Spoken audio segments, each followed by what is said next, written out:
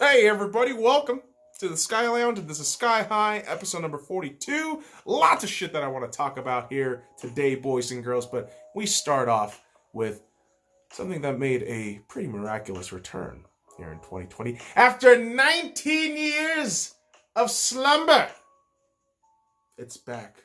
This is the XFL. Yes, Vince McMahon has brought his Frankenstein child in the XFL back to the U.S. in a television near you. Game started on Saturday, also Sunday. And 4 games, 8 teams. And I gotta tell you, initial reactions after 4 games, loads of fun. I'm not gonna lie to you. I expected so little, but came out with such joy and such anticipation for next week. And it starts off with the team that I picked as my own fucking team because I'm an idiot. The Seattle Dragons. Flying over to the DC Defenders territory in Washington, D.C. and losing 19-31. And really, I thought the quarterback play of Seattle Dragons was a little bit weak. The receiver, one of the cats out there, 88 yards, 5 catches, and 2 touchdowns. Fantastic day for him. And unfortunately, from a Jim Zorn aspect to, Seattle legend, quarterback who partnered along with Steve Largent, one of the first quarterbacks in Seattle Seahawks history, is the head coach and GM of the Seattle Dragons. And I felt, when he got the touchdown initially, earlier, I felt like he didn't push for the 3 points, which, yes, boys and girls, we have a 1, 2, or 3-point conversion system in the XFL, a 25-second play clock, continuous clock until the 2-minute mark, and these little rule changes that made the game so enjoyable and digestible. And watching the DC Defenders play up to snuff in their home stadium where the crowd was just into it was so satisfying to watch, because I remember the first rendition of the XFL, all the hype behind it, and then you watch the actual tape, it's like, what the fuck am I watching? But the DC Defenders taking on the Seattle Dragons had an air of refreshing football. Some of the hits that were made, one specifically by the Seattle Dragons, I want to say number 91 or 96. But that brother went all the way fucking in, and the crunch that you hear is just... It's satisfying to know that hit is probably a fucking roughing call in the NFL. Just say it. Just putting that out there right now. So the Seattle Dragons start the season off 0-1. Unfortunate, but hey, it happens. Now, another team that will be joining the 0-1 Seattle Dragons in the loss column is the LA Wildcats, who went over to the Houston Roughnecks and got their asses beat 37-17. Now, don't let this 20-point game fool you into thinking how close this game was. The Houston Roughnecks had the fucking game in a stranglehold. The Wildcats quarterback play, just general offense seemed in malaise, just didn't look good at all, in my opinion. And man, those Roughnecks were pretty rough. But overall, just the way they were dominating on the offensive side, and LA's defense having no answer about it, was just real brilliant to watch. And then you had the Sunday games. The Tampa Bay Vipers taking on the New York Guardians at MetLife Stadium. Now, the way the logistics of all the seating arrangements for these stadiums, I'm pretty sure are different, but it was on Twitter or somebody mentioned it, where the NY Guardians MetLife, because of the way they had their seating placements, looked a little bit cavernous, a little bit shallow, a little bit empty. So hopefully they can figure out the seating arrangement, because when I'm watching the DC Defenders game, you feel like the crowd is just, they are right there. And you kind of felt that with the Houston game too. But this New York game, just kind of, the crowd's a little sparse, loud as it was. Despite the fact that, there wasn't really much of a competition in this game. 3-20, the Tampa Bay Vipers just adding to the staple, which is Tampa Bay culture, of having a quarterback who will always just throw more interceptions than touchdowns. Sorry, Jameis, but that's a complete stab and slap at you. But am I lying? No? Okay. not slander. I'm not an asshole. Just Jameis Winston, 30 for 30. Okay, come on, man, 30 for 30. And I'm not talking about the ESPN documentary. I'm talking about his fucking touchdown interception ratio for the regular season of 2019. Jesus fucking Christ. But yeah, the NY Guardians completely wrecked the Vipers, and no real competition there. And then you head to the St. Louis Battlehawks, taking on the Dallas Renegades. Now, Dallas started off nice. They had some hope. They had some semblance. And then just completely switched off. And the Battlehawks just teabagged them. Dunk. All over. And, you know, after week 1 of the XFL, I gotta say, I really enjoyed the product that was put on the field this weekend. And to be quite honest, I can't wait for next week.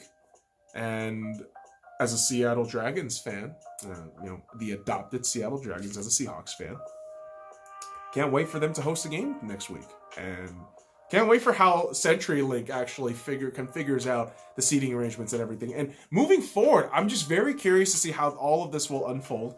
How, if eventually there is some long-term sustainability in this league, that it can work out to be a feeder system for the NFL. And man, wouldn't that be amazing? Wouldn't that be something? And I already love the mentality change that Vince McMahon has had since his first rendition of the XFL went, which went horribly. Like, let's just invest in marketing and literally nothing else.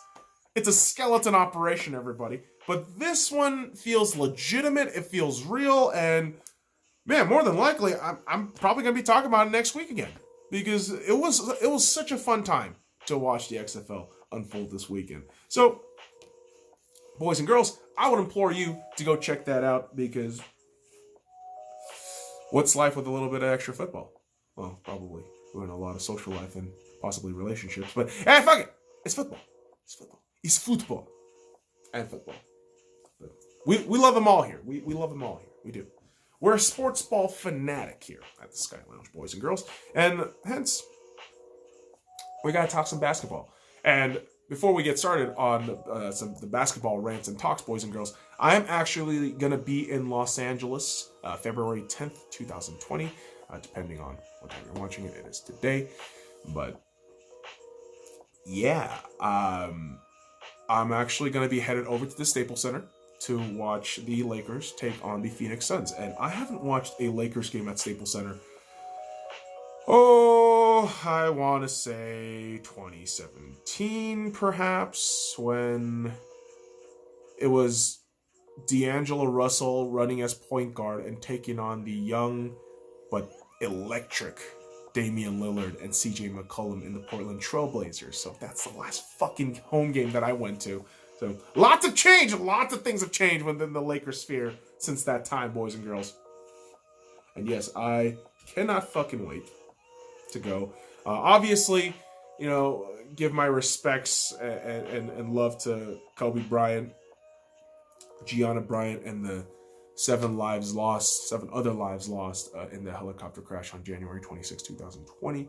And really the entire NBA has taken up this just beautiful like love of embracing everything that was Kobe Bryant and is really Kobe Bryant and Gianna Bryant, the love of basketball, and how, you know, how just the joy of playing basketball brings out the best in us, right? And within the context of the All-Star game, I mean, it's great, because picking All-Star teams means, hey, the winning side gets to donate a bunch of money to the charity of their choice. And I actually forgot the charity of their choice, but if you look it up, Team Giannis, Team LeBron, you can search which charities they got, and just really cool that they're doing that for All-Star Weekend. And funny enough, boys and girls, I remember the exact game they had this All-Star selection for. I believe it was a Thursday game right before the Lakers took on the Houston Rockets. And I remember just writing all this down, just laughing my ass off and thinking, oh, this should be a good time. And Giannis is not a great GM. compared to LeBron James. LeBron James has had nearly 2 fucking decades of being a GM. Whereas Giannis, just sweet, beautiful Giannis. Just thinking, I'm just going to pick all the Eastern Conference guys. Like, what? What are you doing? Like, do you think Brandon Ingram's the only, like, Western Conference guy you have an exception for? Like, stop it. Just pick the best player. So, this is the curious part. I'm going to name you the starters for Giannis and the starters for LeBron James. So, Giannis. Team Giannis. Joel Embiid. Pascal Siakam. Kemba Walker. Trae Young. Not a bad selection at all. Fantastic lineup. But, Team LeBron James. Anthony Davis, Kawhi Leonard, Luka Doncic, James Harden. Yeah. Yeah. Like, what the fuck? What? Do those even compare at this point? And I know you're going to have that fucking analytics nerd in that goddamn comment. Like, hey, you're disrespecting. I'm not disrespecting shit. Shut up. Like, I can fucking shit on Kawhi all day, but I can fucking recognize that he's a goddamn better forward than Pascal Siakam. Sorry, but that's just the truth.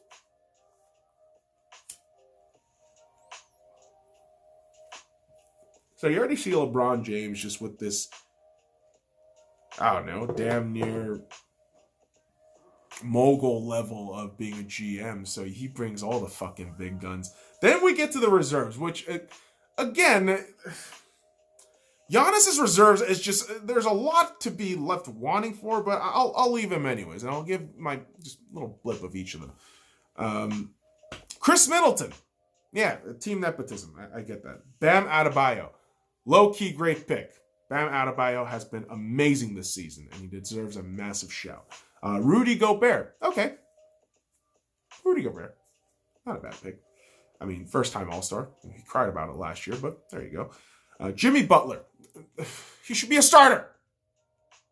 Jimmy Butler should be a starter over Trae Young. I'm sorry. He should be. Or, I don't know. At least, I mean, maybe James Harden, but James Harden, all those fucking bitches will bitch about how he doesn't deserve it. Whatever. I just think Jimmy Butler should have been a starter. But Jimmy, great pickup. That's a great fucking pickup. Kyle Lowry, who, yes, obviously Kyle Lowry just has the juice, as always. I mean, even on a down season, he's pretty damn good. Consistent all-star caliber guy. Then Brandon Ingram, first-time all-star player, alongside Donovan Mitchell. So, yeah, it's kind of a relatively underwhelming selection, except a couple of big names like Jimmy Butler, in my opinion. But here is the reserve list for LeBron James. Damian Lillard, Ben Simmons, Nikola Jokic, Jason Tatum, Chris Paul, Russell Westbrook, Domantas Sabonis. So, just starters and reserves. This is like just fucking any goddamn 2K simulation playing dude's wet dream, right? Like that LeBron James' lineup right there. Giannis's lineup feels like the fucking Sam's Club version of LeBron James' superior Costco version of the All-Star lineup.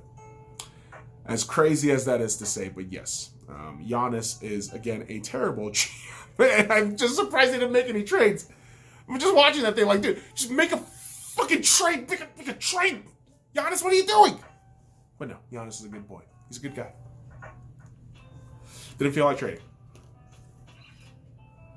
But one team that did feel like trading during the trade deadline, of course, on Thursday, was the Minnesota Timberwolves. They traded Andrew Wiggins out for D'Angelo Russell and sending the Warriors a considerable number of picks, which I feel like it seems like a really big desperation move in Minnesota's part. And I've been saying this for quite some time. I don't think Karl Anthony Towns is going to stay with the Minnesota Timberwolves within the next year. I think this is a last-ditch effort for the Minnesota executives to see if Cat can gain something up with D'Angelo Russell and maybe get it going. But within the midst of a 13-game losing streak, there wasn't really a lot of positives to be talked about with the Minnesota Timberwolves. But, funny enough, right after the trade, the Minnesota Timberwolves, last night, actually 2 nights ago, technically, if you're watching this on Monday. Saturday night, the Clippers took on the Minnesota Timberwolves, and without D'Angelo Russell and sending Andrew Wiggins away to the Warriors, the T-Wolves beat the shit out of the Clippers. And one of the most lopsided shit I've ever seen. And I'm just thinking, sitting here, oh, load management, huh? All right, that's adorable. But yeah, it just seems like a desperate ploy for Minnesota to think, okay, cool, we're out of the 13-game winning streak. Yeah, we're gonna be awesome. You understand how stacked the West is right now? Do you understand how hard it is to get that 8th seed? And right now, in that 8th seed, who sits there? The Memphis Grizzlies. And you know what? They've been sitting there pretty comfortably. I think it's either OKC or Memphis, and I could be wrong right now, boys and girls, but please do check if I am wrong. Please let me know. But Memphis has been so impressive, and I think they set a huge standard in line for that 8th seed, and I don't think a lot of teams are going to surpass them. Teams like Portland, who people think are getting hot and will make it to the playoffs, I genuinely don't feel like they're going to make it to the playoffs. I just don't. Memphis will probably get there and sustain their drive. I think they're hungrier for it. I don't think Portland necessarily needs a playoff run right now. With the way they've been running the last few years, I think a year off could give them a solid reflection of what they actually need to fucking do. What do they need to do? Get rid of C.J. McCollum and get an actual fucking power forward to boost up your line. But everyone loves C.J. McCollum, but that's just me. And listen, I'm talking a bunch of shit. I'm a Lakers fan, of course. Oh, you're an asshole. You're a fucking Lakers fan. You don't know shit. Yeah, sure. But I have been watching basketball for about 22 years. And within the realm of sports ball, you see consistent patterns and you see consistent failures. And honestly, when the writing's on the wall, you do get to see it. Right? The Portland Trailblazers, with the way they've been running it, with the way they have their squad, they're not winning a fucking championship in 5 years. They're just not. How can you speak in such absolutes? I do this shit based on calculation on what I've seen from teams' behaviors, their history, their culture. And that's just observation. And I just throw shit out there. I do. You know, when I say shit like, oh, C.J. McCollum should be traded, that's a fucking, just opinion and fucking statement. I know people take it up the ass. And this is the world we live in, guys. This is the world we live in. I know what I'm fucking doing when I'm putting a goddamn video out there. I know there's a fucking fuckboy out there or a fuckgirl who's going to argue the goddamn point. Case in point, Bay Area sports fans, the 49ers and the goddamn Warriors fan base, which, funny enough, look at that. That's an L, boys and girls. I'm not saying all of you fans are like that, but the vast majority of Bay Area fans that I have met just, you guys get me all fucked up, you do. Because of your arrogance and stupidity and damn near hypocrisy every fucking time some shit goes wrong. But that's all sports ball fans. That's all sports ball fans. So within our collective insanity, let's just, try to be rational about shit. I don't know. What was the whole point of that thing? I'm trying to get to the fucking Major League Baseball shit. I don't know how to fucking roll with it.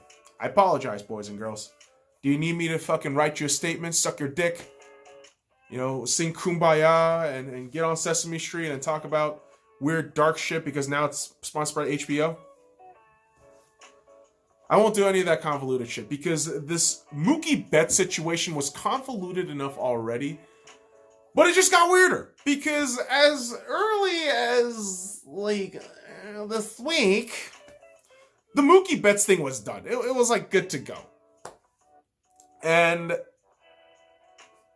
it was a 3-team deal, reportedly. Initially, it was a 3-team deal involving the Minnesota Twins, the Boston Red Sox, and the LA Dodgers, where the Dodgers get considerable cash sum from the Boston Red Sox. They get Mookie Betts, David Price, send over Alex Verdugo to the Boston Red Sox, and send over Kenta Maeda to the Minnesota Twins. And the Boston Red Sox receive... I'm going to reread this here, boys and girls, because I suck at pronunciation. Brusdar Graterol, the pitcher. And that was supposed to be it. And again, with the David Price situation for the Dodgers, we were only going to have to pay half that contract. But now reports came out, and these were conflicting reports all throughout the last few days, where the Twins were pulling out. And the Boston Red Sox wanted considerable compensation on the fact that Graterol wasn't a starter, medically speaking. He was a relief, and they wanted more. So reportedly, the Minnesota Twins pulled out. But instead, what the Dodgers did was finesse the situation to where not only did they get Mookie Betts and just completely just fucking spirit ball this shit, but they just blew my fucking mind in how they went about with their asset management right now. So let me read off by saying this first. So the Angels were set to have a trade with the Dodgers for Jock Peterson, Ross Stripling for a fucking infield. I forget his fucking name. Rengifo. Luis Rengifo, I believe. But again, reports. All these reports, which again, some of these are unsubstantiated bullshit. But when it's Ken Rosenthal or oh god, who's that one cat? Passan. I listen. I make sure I'm up and reading. And the fact is, I think this Peterson trade reportedly is dead. And so you still got Ross Stripling and Jock Peterson. So let's keep that in mind, boys and girls. And so the Dodgers now finesse themselves into a situation where they had to force one-on-one trades. So with the Minnesota Twins, they sent over Kenta Maeda for Brudzar Graterol. Okay, the relief pitcher that was going to go to the fucking Boston Red Sox. But instead, what they do is this. Mookie Betts, David Price, half his contract, and considerable sum of cash at around $48 million for Alex Verdugo, Jeter Downs, and Connor Wong. These deals are all separate. They're not tied at all anymore. Dodgers. I swear to fucking God, we got to do something this year. we gotta fucking figure it out this year. If we fucking blow this opportunity, I will never forgive this fucking organization. I will never forgive this fucking organization. The torture that you fucking pull us through, man. And I'm going to fucking LA tomorrow. Or I'm already in LA. I mean, depending on where you're at. Depending on when you're at. Some Back to the Future fucking quantum physics bullshit. But what isn't so complicated now is Mookie Betts is with the Dodgers. Let's fucking go. We got to the top 4 players in Major League Baseball.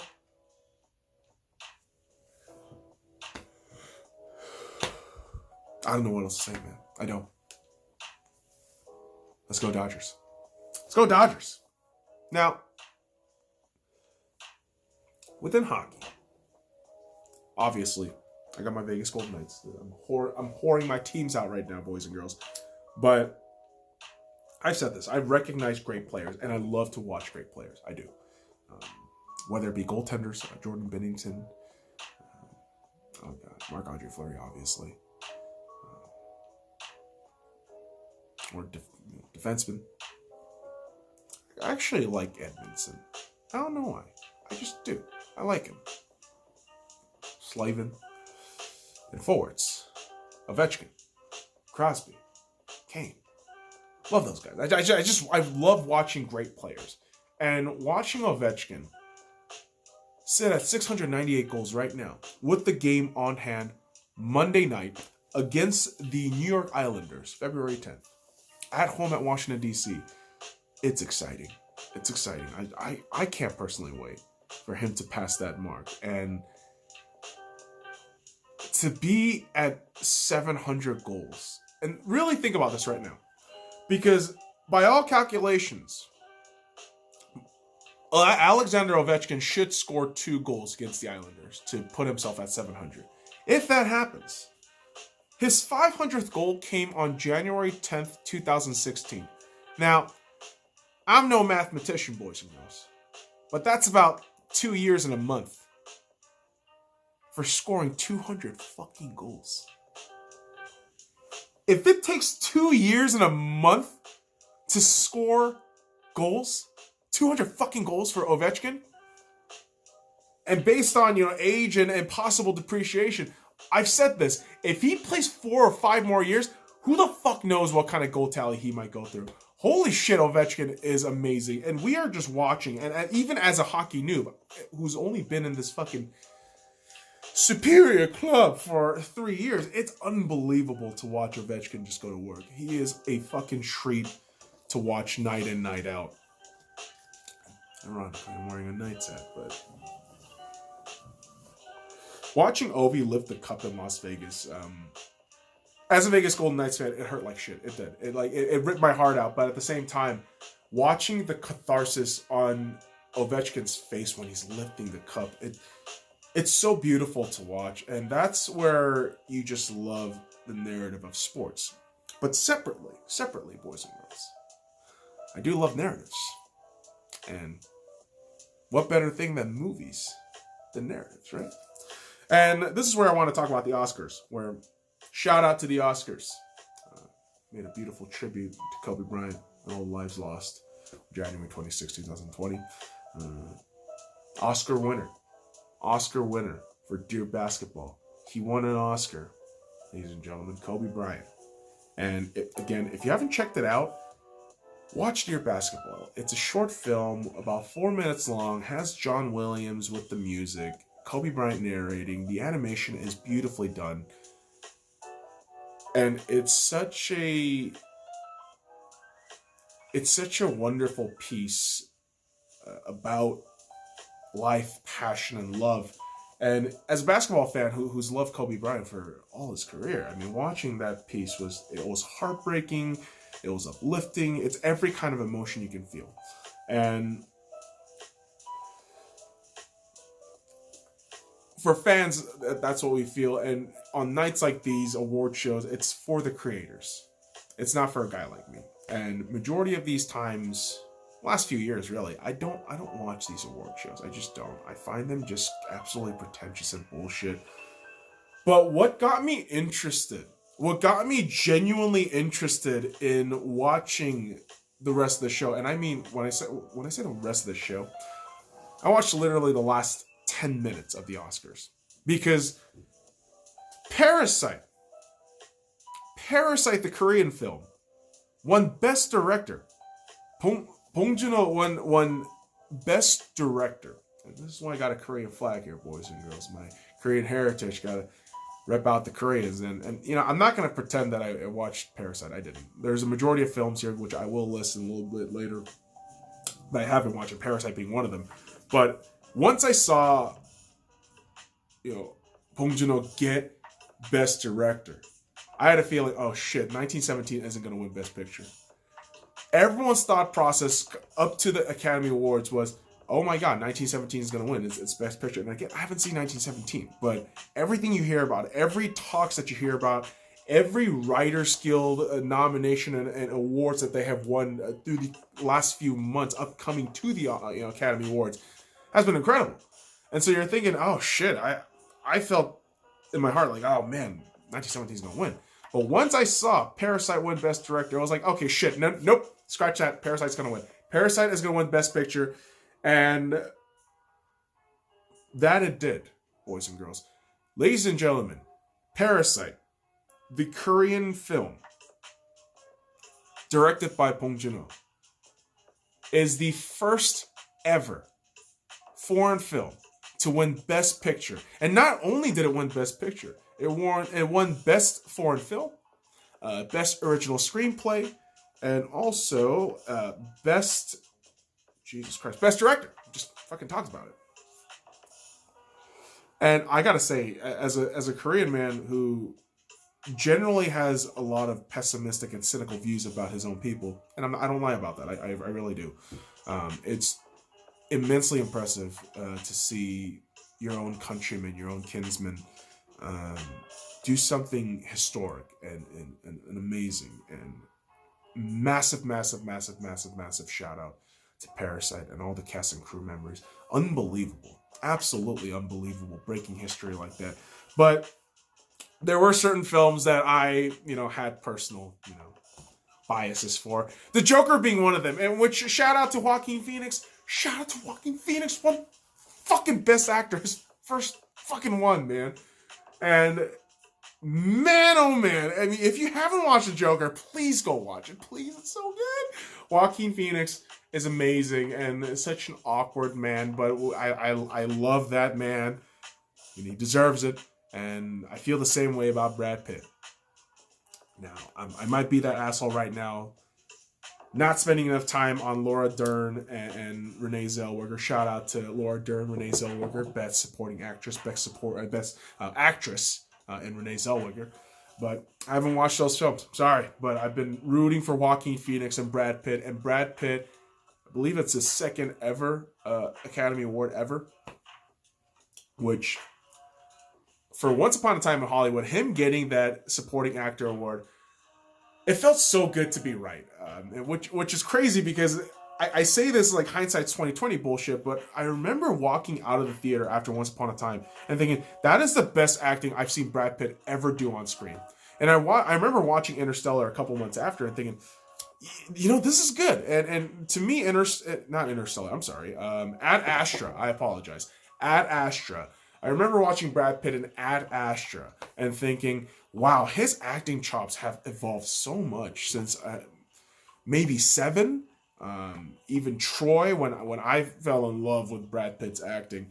But this dude stepped it up to a whole new level. But in Once Upon a Time in Hollywood, that is just a home run right there. That shit you cannot fucking compare. I mean, Brad Pitt as a kind of beautifully deranged stuntman in Hollywood. It's awesome. It's beautiful. Other notable things. Best adapted screenplay, Jojo Rabbit. Well, we again said, yes, best original screenplay, Parasite. Lots of awards, though, in the visuals for 1917. I know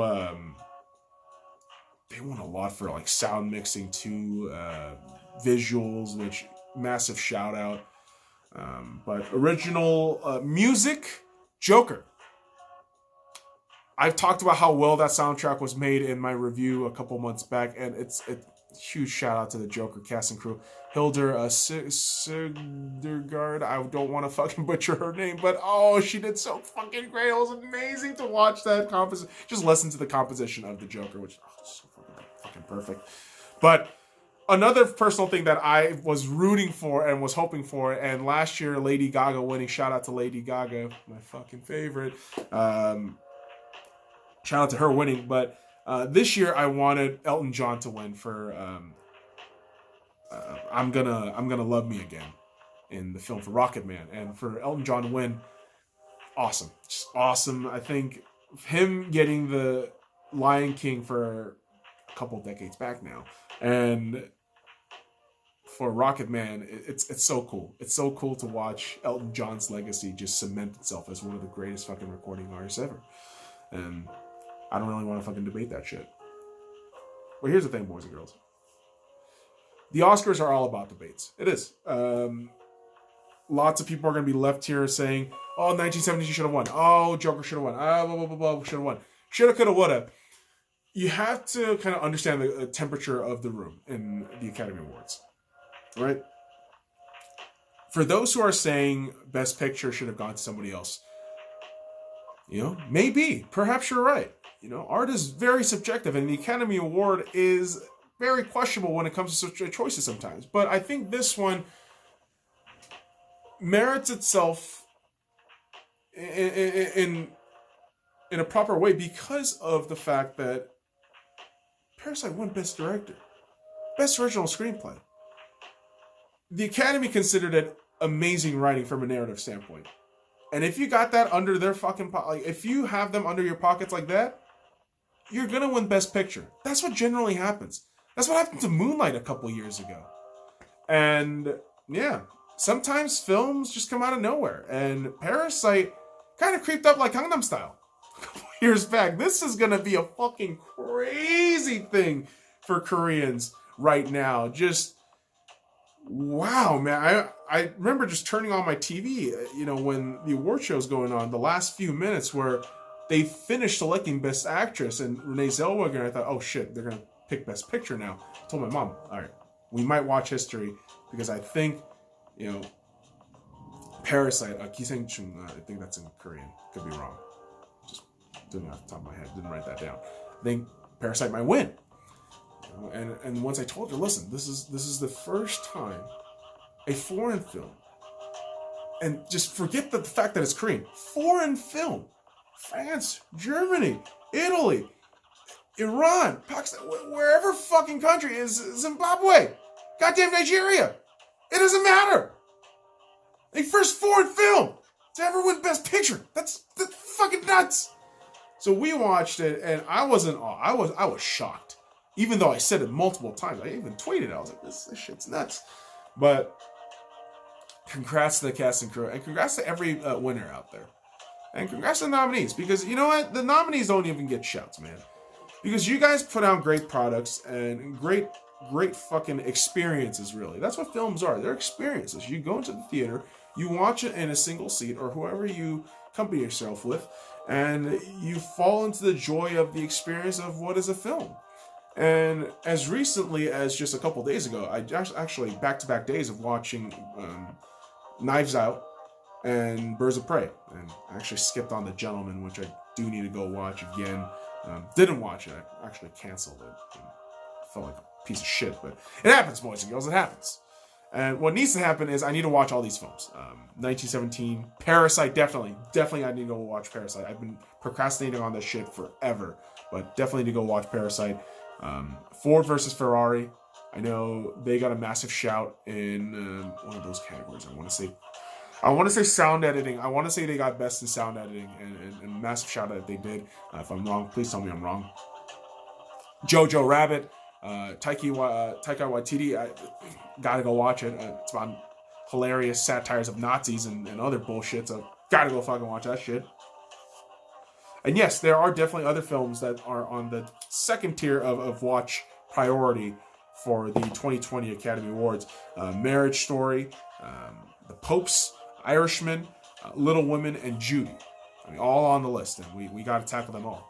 And boys and girls, I feel like I tackled a lot of the things that I wanted to talk about before heading on this LA trip. And yes, the next video after this will be recorded in Los Angeles, will be shot in Los Angeles, and yes, will be uploaded. And it's the same fucking time zone. I'm not fucking leaving anywhere. I'm not going to fucking Dallas, which I wish I would. Dallas is bloody awesome. But tomorrow, or today, whenever, time travel, I will be watching the Phoenix Suns taking on the Lakers, and my Lakers are going to beat the Phoenix Suns.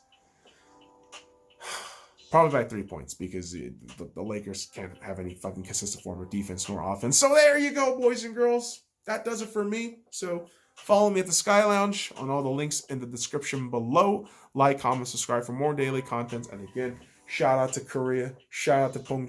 Shout out to all the fucking cast and crew members of Parasite. Shout out to Koreans, man. I know that was super cheesy and corny, but fuck you. Fuck off.